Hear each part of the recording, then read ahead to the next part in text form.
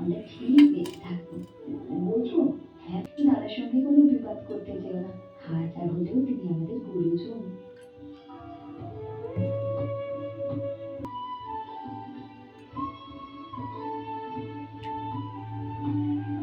মামে মামে শুনতেই পায় না, টিভি মানে কিছু দেখলে আর হুঁশ থাকে না। লেলো, গুড় দিয়ে রুটি, চিনি দিয়ে চা, আর ফু দিয়ে কা। কমিয়ে দেবো?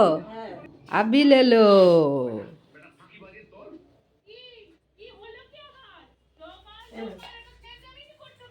আর দেবো তোমাকে আর একটু।